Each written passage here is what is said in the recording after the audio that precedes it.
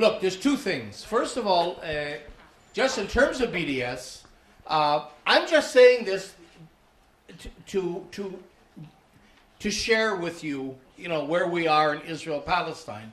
It's not your job to come up with a solution.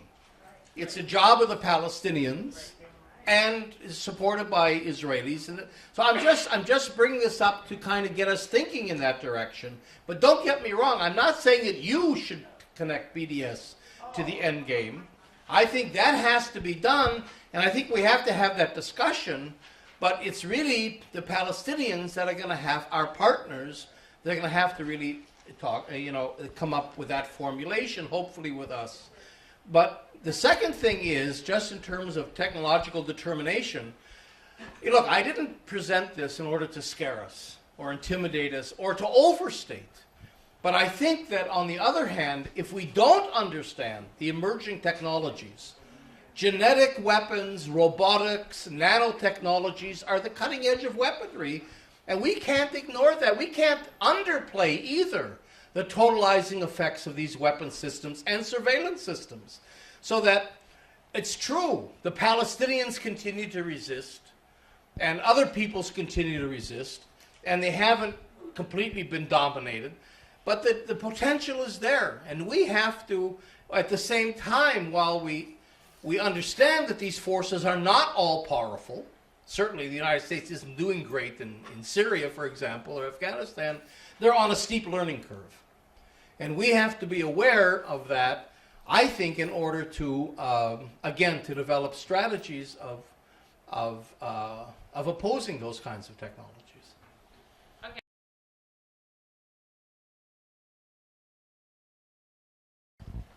Look, I put it together. I tell you the truth. I wrote a book about something I know nothing about. I mean, I'm not a military expert.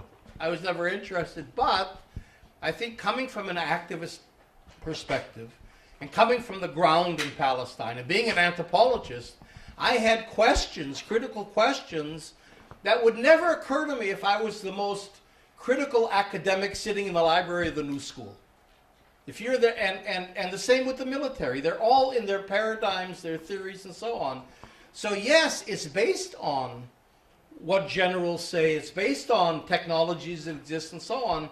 But I think hopefully the way I put it together is much more critical than they would be. In other words, for military people, they talk about securocratic wars and all these wars against the people, amongst the people, but they don't have a critical perspective. They're talking, how do we win, basically. So they're wonks in terms of technologies and tactics, but they don't see why they're being asked to fight, and they don't see, and of course, they're not concerned with resisting. They're concerned with how to defeat resistance, not like us, how to create good resistance. So on the one hand, they know, but on the other hand, they haven't put it together in a critical way, I think.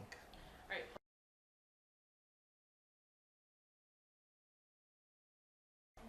Nobody's talking about it. Virtually nobody is talking about a solution. There's one kind of a little group of a few people that have had conferences around the one democratic state. A few people, but it's a good discussion, but they're kind of fudging it because they don't want to go to the binational part. The Palestinian, that's a bullet the Palestinians have trouble swallowing, because binationalism for many Palestinians means legitimizing Zionism instead of colonialism. So the one democratic state movement kind of goes halfway, but doesn't really, I think, deal with the underlying issues. So I would say that virtually no one is actually dealing with thinking about an end game and a solution. That's true among the Palestinians as well? Among the Palestinians and among the Israeli left. I would say that. All right, we're going to go.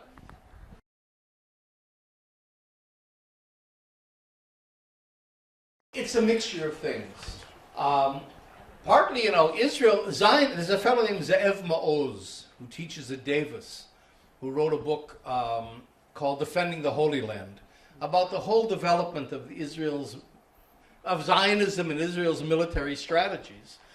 And he says one of the principal tenets of Zionism from the very beginning, because Zionism was always going against the current, was to serve the hegemons, the powers that be, whether it was the Ottoman Sultan or the German Kaiser or the British with the Balfour Declaration getting that, or after 48 the French. And a lot of the Israeli military, of course, is based on the French, including the nuclear, is based on the French period. And when the French boycotted Israel, Israel, of course, stole the plans for the Mirage and different technologies that it now sells to China. But then one thing that happened when the French boycotted in 1967 was that Israel said, we can't be dependent. We serve the hegemons, but we can't be dependent on them. So we have to become self-sufficient. And when the Americans came in as the next patron, after the Six-Day War, that's kind of where that's where they went. So they, at the same time, they linked into American military technologies that Israel has a special link to. But again, with an idea of developing, they have their own agenda, and that's why Israel sells to China.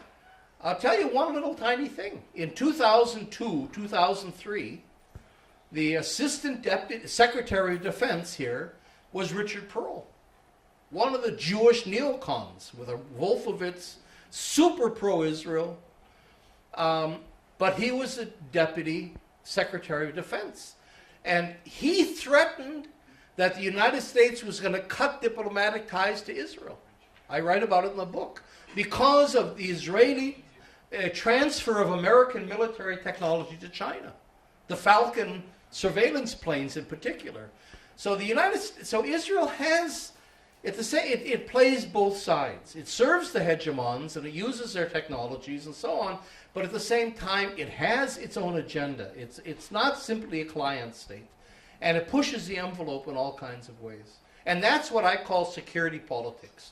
When you put the security part into international relations, you know, that gives you all kinds of potentials to do things that you couldn't do as a little country just in normal international relations.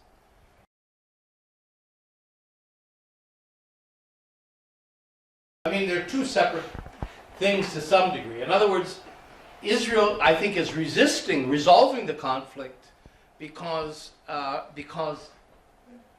look, things aren't so neat. I mean, I've always been against conspiracy theory because everything falls into place. So, for example, on the one hand, Israel wants to keep the occupation because it needs a manageable level of conflict in order to have that laboratory on which it can develop the weapons and systems for export. On the other hand, you have Israelis, like the settlers and the religious and so on, that want to keep Judea and Samaria as a part of Israel for religious national reasons, and they don't want conflict. They want to pacify the Palestinians or get them out. So you have within the same government two competing ideas. One is to keep the conflict going and to keep the occupation, not incorporate them.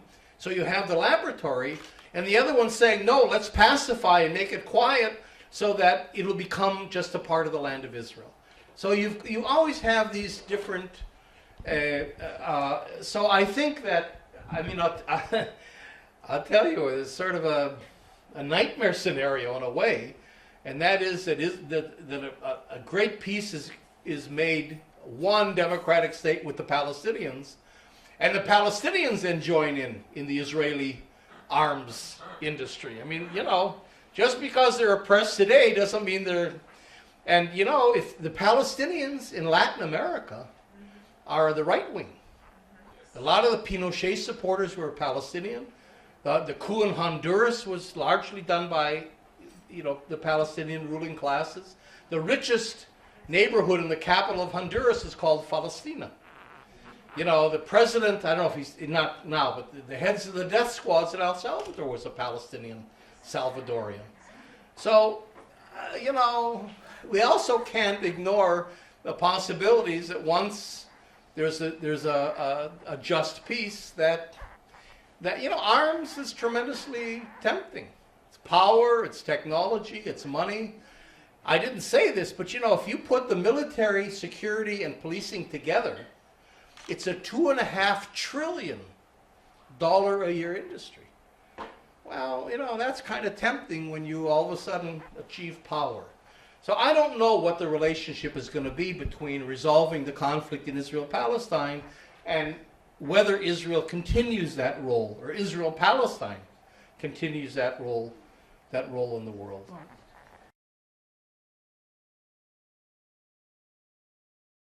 It's really a subsidy to the American arms industry. It isn't that Israel gets that money, but they have a special deal.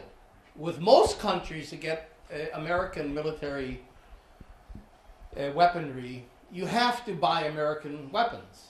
You know, they're not going to give you $1 billion to go buy French weapons. So it's a subsidy. But Israel is an exception. Israel only has to spend 70% of the money it gets in the United States. 30% can be used for developing its own arms industry. So you see, that's relating to your question as well. So it can link up to other countries like Europe, for example. You know, it gets a lot of money from the EU. Israel gets more money for research and development from the EU than any other non-European country. So it's able to use American money to work with European companies to develop technologies that aren't necessarily American that then feed into the system. I'll give you one just funny example, quick. That's the Iron Dome. The Iron Dome system that Israel's used against short-range missiles from coming out of Gaza, a kind of an umbrella, was developed with about more than $1 billion extra that Israel got from the American Congress to develop this system. So the Americans, and it works, or at least it's reported to work. There's different views of it, but it probably works, not badly. And so the Americans want to deploy it in Afghanistan. Well, Israel's going to settle to them, because the Americans forgot when they were giving the $1 billion to keep some control over the copyright of it, or the rights to it. So the rights belong to Israel. So if the Americans want to deploy it, they have to buy it from Israel. So it's a good example in some ways, again, of how Israel plays with the loopholes and the margins that it has. But at any rate, the idea is that 30% of that money can be used to develop the Israeli military industry. Renigo.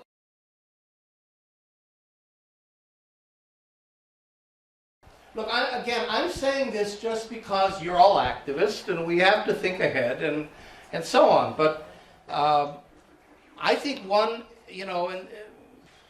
thing that has to be done is that the Palestinians have to be given some space in order to really work. There has to be a thorough intra-Palestinian discussion without Israelis, with all of us, about these issues, and to try to formulate some unified strategy.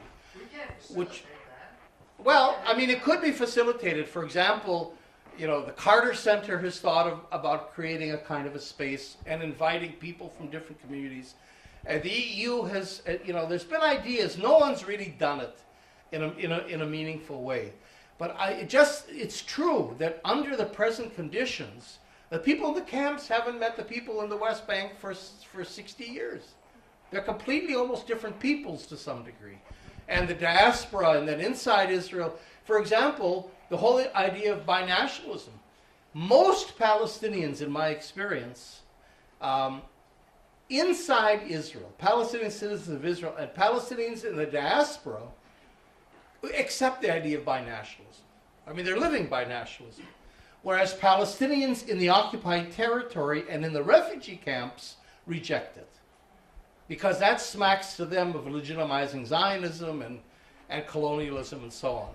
So there has to be a thorough, it's not just some default, the two states gone, let's jump to the one state, but there has to be a thorough intra-Palestinian discussion, and somehow the conditions have to be made for that to happen.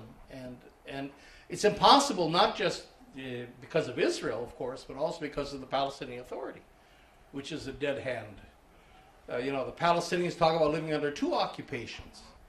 So they're really in a difficult situation. Okay.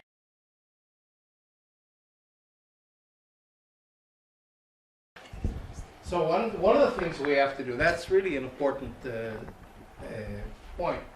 Just want to, I'm not going to get into all this now, but in the 2 minutes that remain, but I think what we have to do is try to move from the hegemony of transnational capital that we have today with strategies and analyses and so on, and I call it, I don't know, a human-centric hegemony or a life-centric hegemony. And you might call it socialism or communism. I think that has to be updated. I mean, but the point is we haven't articulated really in any meaningful way what this means. And I think that's one of the problems that the Occupy movement had. You got people mobilized that saw the capitalist system was unsustainable, but unless you help them go somewhere, they're stuck. And I think that's part of what we have to do. And then I think it's true, and it kind of relates back to the question over here, and then that kind of reverberates back into Palestine. It helps the Palestinians and Israelis and everybody else develop something better. So I think this is where these things kind of intersect.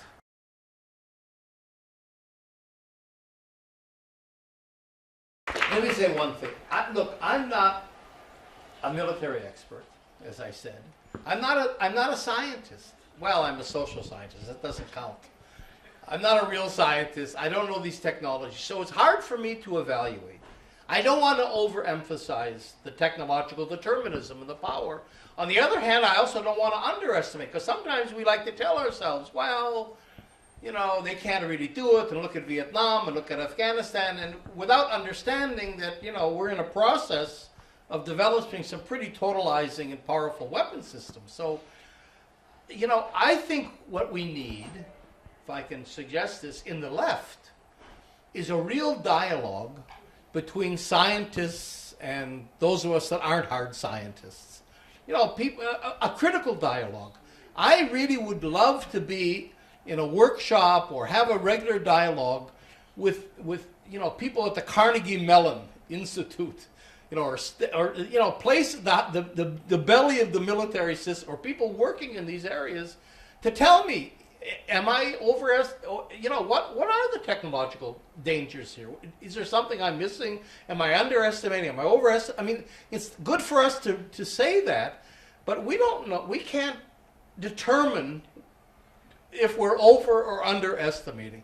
And I think in the left, in general, we need to create a dialogue on some of these scientific military security issues in order to really help us to get a better grasp on where we are in terms of these security systems. I would make it just an open-ended thing, but I think it's a discussion we should be having among ourselves.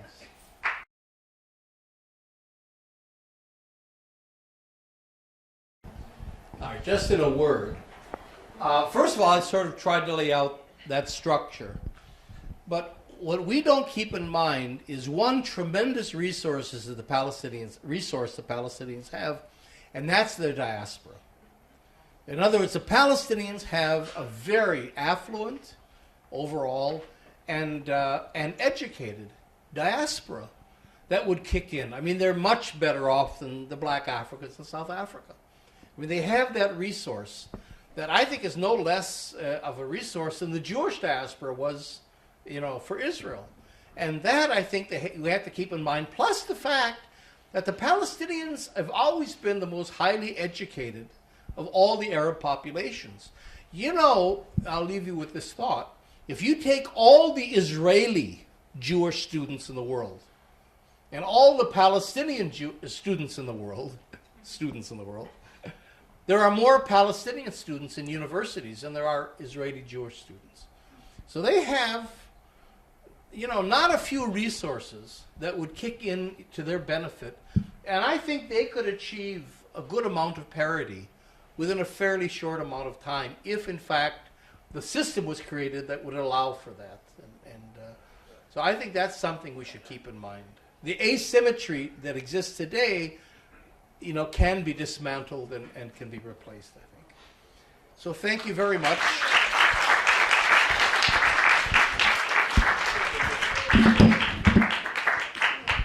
Class dismissed.